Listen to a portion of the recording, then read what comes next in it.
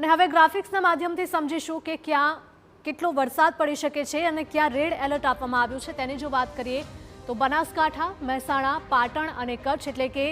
ઉત્તર પશ્ચિમનો આ જે ભાગ છે, ઉત્તર પશ્ચિમ ગુજરાતનો આ ભાગ કે ત્યાં રેડ એલર્ટ આપવામાં આવ્યું છે એટલે કે આ વિસ્તારોમાં ભારેથી અતિ ભારે વરસાદ પડવાની શક્યતા સેવામાં આવી રહી છે। હવામાન વિભાગ દ્વારા પણ એલર્ટ આપવામાં આવ્યું છે, રેડ એલર્ટ આપવામાં આવ્યું છે એટલે કે બનાસકાંઠા, મહેસાણા, પાટણ અને કચ્છ એટલે કે આ તમામ જે વિસ્તાર જોઈ રહ્યા છો ત્યાં રેડ એલર્ટ છે। ઓરેન્જ એલર્ટ કયા વિસ્તારમાં આપવામાં આવ્યું છે તેની જો વાત કરીએ તો સાબરકાંઠા, અરવલ્લી, ગાંધીનગર અને અમદાવાદ એટલે કે મધ્ય ગુજરાતનો આ જે આખો ઊભો પટ્ટો આપ જોઈ રહ્યા છો ત્યાં વરસાદનું ઓરેન્જ એલર્ટ આપવામાં આવ્યું છે એટલે કે અહીંયા ભારેથી મધ્યમ વરસાદ પડવાની આગાહી આપવામાં આવી છે।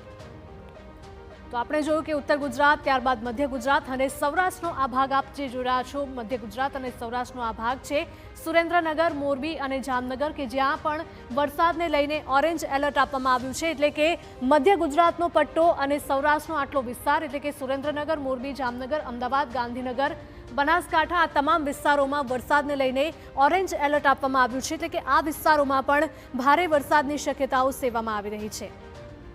આ સાથે હવે દક્ષિણ ગુજરાતની વાત કરીએ। દક્ષિણ ગુજરાતનો આ ભાગ આપ જોઈ શકો છો કે જ્યાં નવસારી અને વલસાડ શહેર આવેલા છે આ વિસ્તારોમાં પણ વરસાદને લઈને ઓરેન્જ એલર્ટ આપવામાં આવ્યું છે એટલે આગામી 3 દિવસ હજુ પણ ભારે વરસાદની આગાહી હવામાન વિભાગ દ્વારા આપવામાં આવી છે।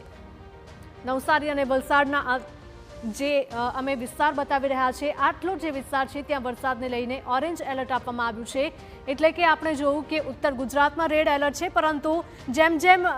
મધ્ય ગુજરાતથી દક્ષિણ ગુજરાત તરફ આવતા જઈએ ત્યાં ઓરેન્જ એલર્ટ આપવામાં આવ્યું છે એટલે કે આ તમામ વિસ્તારોમાં મધ્યમથી ભારે વરસાદની આગાહી છે।